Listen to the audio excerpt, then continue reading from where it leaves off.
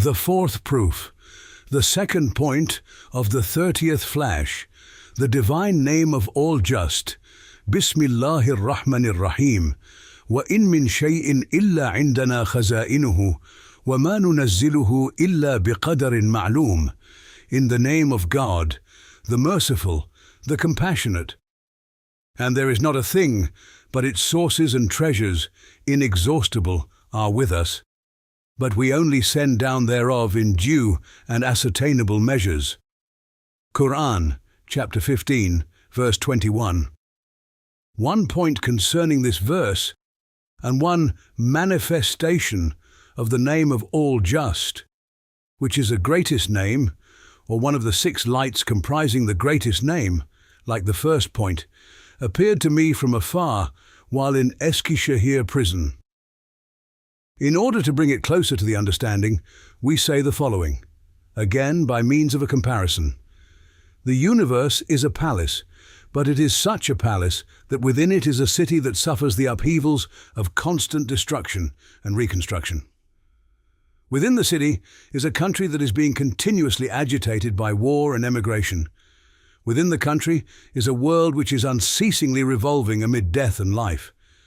But such an astonishing balance, equilibrium and equilibration prevail in the palace, city, country and world that it self-evidently proves that the transformations and incomings and outgoings apparent in their innumerable beings are being measured and weighed every moment on the scales of a single being who sees and supervises the whole universe.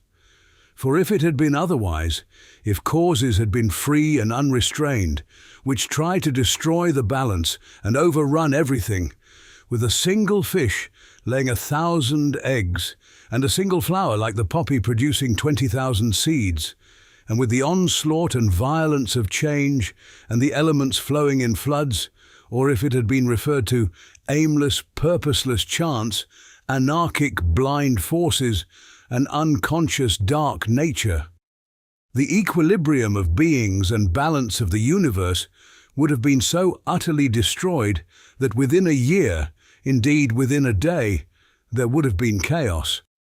That is to say, the seas would have been filled with wreckage in total disorder and confusion, and would have become fetid. The atmosphere would have been poisoned with noxious gases, and as for the earth, it would have turned into a refuse heap, slaughterhouse, and swamp.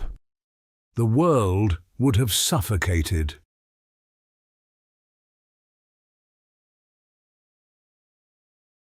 Thus, everything from the cells of an animate body, the red and white corpuscles in the blood, the transformations of minute particles, and the mutual proportion and relation of the body's organs, to the incomings and outgoings of the seas, the income and expenditure of springs under the earth, the birth and death of animals and plants, the destruction of autumn and the reconstruction of spring, the duties and motion of the elements and the stars, and the alternations, struggles and clashes of death and life, light and darkness and heat and cold, are ordered and weighed with so sensitive a balance, so fine a measure, that the human mind can nowhere see any waste or futility, just as human science and philosophy observe everywhere and demonstrate the most perfect order and beautiful symmetry.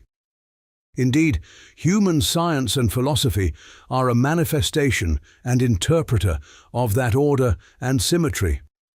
So, come and consider the balance and equilibrium of the sun and its 12 planets. Does it not point as clearly as the sun to the all-glorious one who is all-just and all-powerful, especially our ship, that is, the globe of the earth, which is one of the planets? It travels an orbit of 24,000 years in 1 year, not scattering or shaking the things stored up and stacked on its face, despite its extraordinary speed, nor throwing them off into space. If its speed had been increased or reduced just a little, it would have thrown its inhabitants off into the atmosphere and scattered them through space. And if its balance was to be destroyed for a minute, or even a second, it would destroy the world.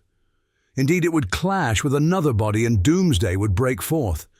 Especially the compassionate balance on the face of the earth of the births, deaths, livelihoods and lives of the 400,000 plant and animal species. It shows a single, just and compassionate one, as clearly as light shows the sun. Especially the members, faculties and senses of a single of the innumerable members of those species. They are related to each other with so fine a balance and equilibrium that their balance and mutual proportion show an all-wise and just Maker so clearly as to be self-evident. Especially the cells and blood vessels in the bodies of animals, and the corpuscles in the blood, and particles in the corpuscles. They have such a fine, sensitive, and wondrous balance that it self-evidently proves that they are being nurtured and administered through the balance, law, and order of a single all-just and wise Creator who holds the reins of all things, has the key to all things, for whom nothing is an obstacle to anything else, and directs all things as easily as a single thing.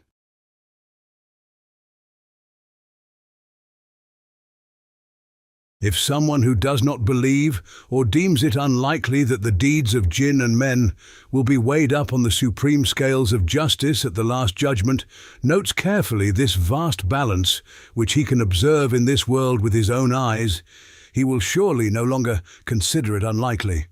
O wasteful, prodigal, wrongful, unjust, dirty, unclean, wretched man! You have not acted in accordance with the economy, cleanliness and justice that are the principles by which the whole universe and all beings act, and are, therefore, in effect the object of their anger and disgust. On what do you rely that through your wrongdoing and disequilibrium, your wastefulness and uncleanliness, you make all beings angry? Yes, the universal wisdom of the universe, which is the greatest manifestation of the divine name of All-Wise, turns on economy and lack of waste. It commands frugality, and the total justice in the universe, proceeding from the greatest manifestation of the name of All-Just, administers the balance of all things and enjoins justice on man. Mentioning the word balance 4 times, the verses in Surah Al-Rahman, وَالسَّمَاءَ رَفَعَهَا ووضع الميزان ألا تطغوا في الميزان وأقيموا الوزن بالقسط ولا تخسروا الميزان, and the firmament has he raised high, and he has set up the balance of justice, in order that you may not transgress to balance. So, establish weight with justice, and fall not short in the balance. Quran, chapter 55, verses 7 to 9. Indicate 4 degrees and 4 sorts of balance, showing its immensity and supreme importance in the universe. Yes, just as there is no wastefulness in anything, so in nothing is there true injustice or imbalance. The cleanliness and purification proceeding from the name of Most Holy cleans and makes beautiful all the beings in the universe. So long as man's dirty hand does not interfere, there is no true uncleanliness or ugliness in anything. So you may understand how basic to human life are the principles of justice, frugality, and cleanliness, which are truths of the Quran and Islamic principles, and know how closely connected with the universe are the injunctions of the Quran, having spread their firm roots everywhere, and that it is as impossible to destroy those truths as it is to destroy the universe and change its form. Is it at all possible that although hundreds of comprehensive truths like these 3 vast lights, such as mercy, grace, and preservation, require and necessitate the resurrection of the dead and the hereafter, such powerful and all-encompassing truths as mercy, favor, justice, wisdom, frugality and cleanliness, which govern in the universe and all beings, should be transformed into unkindness, tyranny, lack of wisdom, wastefulness, uncleanliness and futility, by there being no hereafter and the resurrection not occurring?